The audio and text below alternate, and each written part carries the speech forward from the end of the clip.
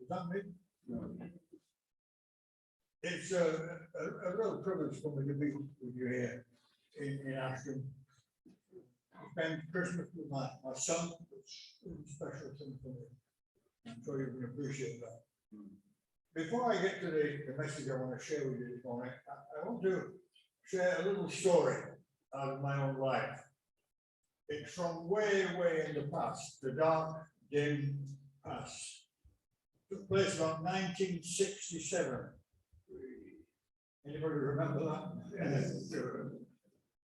I was pastor at the time in Manchester at the Carmel Road Church in Revd, which is no longer there. It's now the Longside Church, I believe. But I was pastor there in Carmel Road. Stephen and brother Nigel were there, and we were waiting the birth of our little daughter, Joanne. So she finished up there being in Manchester 2 weeks. Tuesday morning of that particular week, my wife was doing the ironing. Always did the ironing on Tuesday. Monday was wash day, ironing Tuesday. Didn't have such things as, washing wire, that kind of thing. Everything had to be done that way. She got partway through the ironing and the iron broke. It just fizzled out. We took it to the repair shop to get it fixed. Although we knew when we did it, we couldn't afford it. My salary in those days, travel for that was £7 a week. Can you imagine that? £7 a week. I look at the prices today and I absolutely appalls me, but still. We couldn't afford it, but we thought, well, at least we know where the iron is. And when we can afford it, we'll get it. So she left it there. Later in that week, I had a phone call. Evidently, the Ashton Church Nazarene had scheduled a special weekend with a preacher called Revd Stanley Banks, who was the president of the Emmanuel Bible College in Birkenhead. He'd been taken sick and couldn't come, but everything was arranged. Notices had gone out and everything. And so the pastor, and not quite sure what it was, but the pastor asked me if I would preach on a Saturday for him. And I said, okay. So I came here on the Saturday, got the bus from Manchester, came out to Ashton, preached. And at the end of the service, after I preached, a gentleman, I think his name was Taylor, but I could be wrong, came and gave me an envelope, an honorarium for preaching, which I was very grateful for. I got on the bus, went back home, and gave the envelope to my wife. I was a good husband. And she opened it and told me how much was in it. And the amount that was in it was my bus fare back and forth from Manchester, and exactly the amount to fix the iron. Imagine that. Never forgot that. All those years ago, and when I thought of Ashton, I thought of my iron getting fixed. I appreciate it. As we start and turn our attention to the word, would you pray with me for a moment, please? Lord, we're grateful that you are willing and ready to hear our prayers, no matter how many billions of the world are praying. We thank you too that you are also ready to be with us and to speak to us through your word. And we ask that you will do it now in your name, and to your glory, in Jesus' name. You like solving puzzles or doing jigsaw, things like that? I like crossword puzzles myself, but this morning, as I asked that question, I have one kind of puzzle in mind. You see them in magazines, I think, and maybe newspapers, two pictures that look absolutely identical. And you've got to pick out the differences. You know what I'm saying? They're kind of fun. Well, if you're good at those kind of puzzles, you'll already have solved the one that we have every Christmas. I don't know if you know what I mean, but think about it. We have two almost identical pictures of Christmas. One in the Bible, and the other one that's found in cards and carols and nativity scenes and church pageants. They're different. Can you tell me what the differences are? The Bible and the pageants and nativity and things that we see. Can you think of any differences? The wise men. Sorry? The wise men are always in the nativity scene. There you go. Yeah. Any more? It's fun. There really are some differences. For example, no Sam's in the original one. in Bible story, the shepherds never saw the star. But in the carol of the first Noel, we sing, they looked up and saw a star shining in the east beyond them far, and by the light of that same star, 3 wise men came from country far. We read that the Magi from the east came to Jerusalem in search of a baby born to be a king, and to give gifts of gold and frankincense and myrrh. Not only have we decided that there were 3 of them, and Matthew doesn't say anything about that, he just says wise men came. But we decided there were 3, we've even given them names.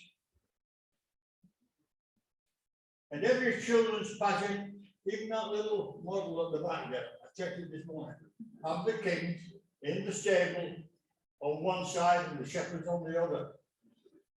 Whereas the Bible tells us that coming into the house, they saw the child with his mother Mary. Not a baby, but a child, not a stable, but a house. In addition to making these Magi 3, we decided that they were in fact kings, but the Bible doesn't say that. We sing, we 3 kings, but I don't know where we get the idea from. Tradition, legend, myth, something.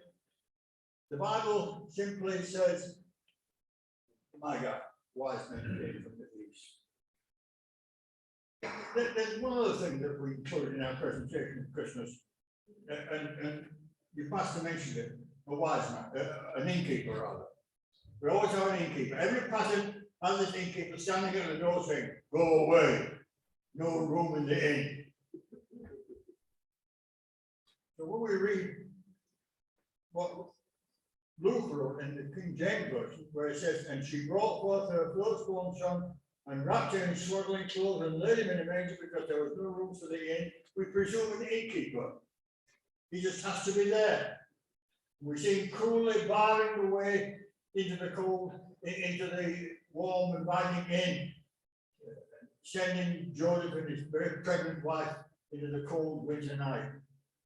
Fact is, of course, he's not spoken at all in the gospel. He's not there. But he intrigues me. So I'd like to talk to him about him for a moment or two, if I may. Whoever he was involved in the busiest period of his inn-owning life. Town of Bethlehem was crowded. People coming from every corner of the country because Caesar had commanded that a census should be taken. He wanted to be sure everyone was paying taxes.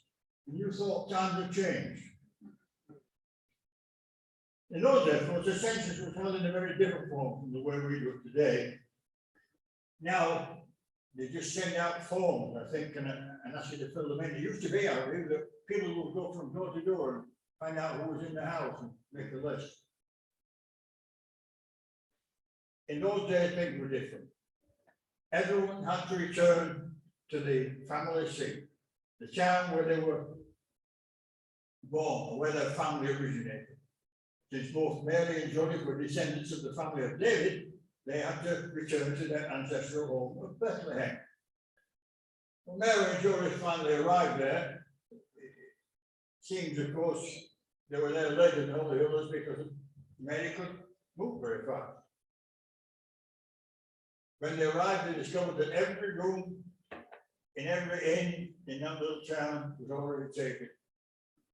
One little boy in the Sunday school class, I heard the story of Christmas for the first time and interrupted the teacher to say, I blame Joseph, he should have booked. But he hadn't, even if he could have. So everywhere he looked, he saw the no vacancy sign. Chances are that one innkeeper, or maybe it was his wife, saw Mary's condition, and since they really couldn't put out guests and had already paid for their rooms, offered Joseph and Mary the only place who was left, a stable. Wasn't the best place by any means, but at least it was better than a hedgerow bottom. They were out of the worst of the cold for the night, and so they took it. I imagine, again, I don't know, but I imagine that they made some clean straw available and maybe threw in a blanket or two, although I expect that was the wife that did it, not the innkeeper. In fact, it wouldn't surprise me at all if the innkeeper's wife stayed around in the stable and helped with the delivery. Just seems to be natural, that's what she would do. But like I said, that's all conjecture. Because the innkeeper or his wife, none of them are mentioned. We only read of the stable. I wonder why. Obviously, the innkeeper and his wife were involved. I mean, how else would Mary and Joseph know the inn was full? How else would they have used the stable?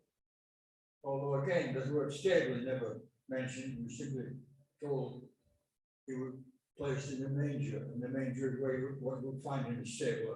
A simple rough wrap of fodder placed to hold food for the animals. So I expect it's okay to be on the stable. So since the innkeeper and no doubt his wife were presumably involved, why don't they mention? I think perhaps it was because God knew that there would always be plenty of people around, exactly like the innkeeper, to remind us of him. You may even find yourself to be one of them. What do I mean? Well, think about it with me. The innkeeper was obviously a man who lived a full life, so that when Joseph and Mary arrived, they just wanted a room one. Oh, he didn't directly reject Jesus out of hand. The innkeeper had enough of the milk of human kindness to give him a corner, so to speak, but so far as moving a paying guest out of a room, or even handing over his own room, as Wally did in the children's story. Instead of doing that, they offered a stable. He could have given his own room, but never considered it. I imagine that describes an awful lot of people this Christmas. Life is full, settled, planned, arranged just the way you want it, or near enough. They just need a room for a major change. It's not that you have anything against Jesus. After all, you're in church. And I'm sure that you recognize that if his words, his wonderful words, were lived by, it will be a much better world. But to give Jesus a major role in life would mean just too much of a change. A change involving our way of living, a change made a difference to priorities, our treatment of others, or at least our thoughts about them. You know, it's a little bit like the football season. Time you would spend watching games before the season starts is done on other involvements. The money you spend on tickets and maybe snacks there is used for other things. But come opening day, everything changes. Football takes its rightful place, front and center. And everything else has to fit in around it. Other things you've been involved in that you get shoved to one side. Football, your favorite team, whoever that may be, comes first. If Jesus were to come into your life, he would need to take first place. And all else in our lives arranged around his presence. What if you're not into sports? How about having a guest come for Christmas? As another illustration, I don't think I've ever met or even heard of a woman who would say about the impending guest, well, they can take us as they find us. Well, not me then. I mean, days before there's all kind of cleaning and moving and dusting and arranging. coming of the guest interrupts the smooth flow of things, but not to worry, it won't be here for long. Then we can get back to normal. It will be something else if they will plan to live with us for the rest of their lives. By the way, Stephen, I must talk to you. So you see, when Jesus comes into your life, he is so often given the stable because otherwise he will interfere with the regular ordered pattern we've established and are comfortable with. As an occasional visitor, like a Christmas house guest, is welcome. There's a break from the norm, like what happens during football season, is okay. But sooner or later, he has to give way to our established pattern of living. There's just not room for him. That's why he was born in a stable. There was no room. Must have been that way for the innkeeper. And equally short, that way for some of us. Jesus kept at the edge of life. Okay, for an occasional Sunday, for a Christmas service and so on, but as soon as someone else presents his present, things have to change. Come next week, he gets put away with the decorations until Easter, or at least until next Sunday. There just isn't any room for him in our everyday lives and relationships, in our accepted scale of priorities. When we're at work or at school or out shopping or involved in whatever else takes up your time. Might be too full. His coming will just make for too much of a change. I think in that way it's a total mistake. I mean, the innkeeper discovered that. I mean, if the innkeeper had known who was going to be born that night, do you think he would have sent Mary and Joseph to the stable? No way.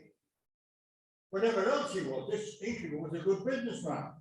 He would have given his own room in a minute if he'd have known that Jesus, the healer, the famous healer, was going to be born there. It would have made him famous. Think of the commercial value it would have had to all notice outside the front door saying, Jesus of Nazareth was born here. Chances are they've changed the name of his inn to the Nativity Hotel or the Healer's Inn. People would be standing in line to stay there, and the prices for staying in the room, especially the room where he was born, would have been tripled. Even when Jesus was crucified, it would have drawn crowds, just like people flocked to see the place where some interesting newsworthy event took place, or some famous or infamous person lived. In some parts of California, the people who helped to make themselves a living by selling maps showing where Philistines live. Chances are the inn would still be standing today making money for the innkeeper's great grandson.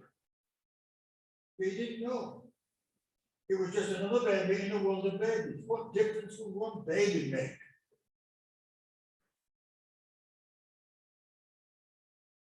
He was just not indifferent to the plight of the young couple, but he had things to do, a living to make, a family he was responsible for. He couldn't respond to every hard story that came to his door. If he'd do it, soon it broke. And that's exactly the mistake we make today. Turning Jesus away, relegating him to the stable, so to speak.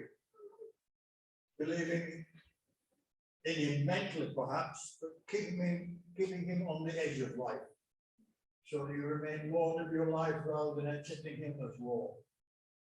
Life is already full. Things may not be perfect, but what difference is going to church going to make? I mean, there are lots of people you know who go to church every Sunday, even sometimes through the week. They may be Christians, but it doesn't seem to make any difference to their lives. They still have problems, like everybody else does, and still more who don't live up to what they say they believe. I mean, how many times have you read, especially in recent days, of the abuses practiced by so-called Christian priests and pastors? How many times have you heard people say that most churches are full of hypocrites? How do you know it will work for you? Maybe it's simply a matter of some people being religiously inclined, but you're not one of them. So why would you want Jesus with a personal presence? And while Jesus is respected, while by and large churches thought of as being an okay thing, needed for perhaps for weddings and funerals and even Christmas, Jesus is left to the edge of life, relegated to the stable. When you do that, you miss out on the most life-enriching relationship you could ever have. Jesus himself put it this way in Peter's translation: God's kingdom is like a treasure hidden in the field for years, and then accidentally found by a trespasser. To find it is ecstatic. What a find, and proceeds to sell everything he owns to raise money and buy that field. Finder could have been satisfied with what he had, but realized that what was available to him was of the greatest possible value, far too good to miss. And so he went out to him, who would have been a fool not to. And that really is the message of Christmas. God has sent his Son into the world to enter into a wonderful, life-changing, life-enriching relationship with you and me. I wonder, and I don't know you, I wonder, as you sit here this morning, I wonder if you entered into that relationship, or if you came into the stable, so to speak, the edge of life. Living and believing up here, and yet still the stable. I wonder if you thought, or maybe realized that as we thought together about this innkeeper,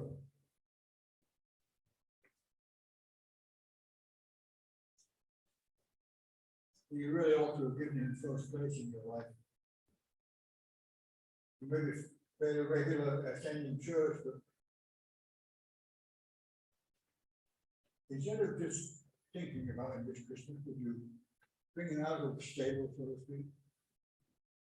Put him in the center of your life. The Savior and Lord, living under his lordship and finding him to be the greatest Christmas gift ever given. Listen, he said, I'm standing at the door and knocking. If you hear my voice and open the door, I will come in. Not to the edge, but to the center of life. We're going to sing a closing carol in a moment. That among other things says, "O holy child of Bethlehem, descend on us, we pray. Cast out our sin, enter in, be born in us today." Do you need to make that personal? And sing, "O holy child," at least in your mind, "O holy child of Bethlehem, descend on me, I pray. Cast out my sin, enter in, be born in me today." As you sing, pray, "Oh, come to me, abide with me, my Lord Emmanuel." If you ask him, he will. After we sing, I want to say a closing prayer. And that is like you, if you feel that today you need to make Jesus center and Lord of life, and bring him out of the stable, bring him the throne. I'm going to ask you to pray with me, just in your mind. He will hear and he will answer. Let's sing that song.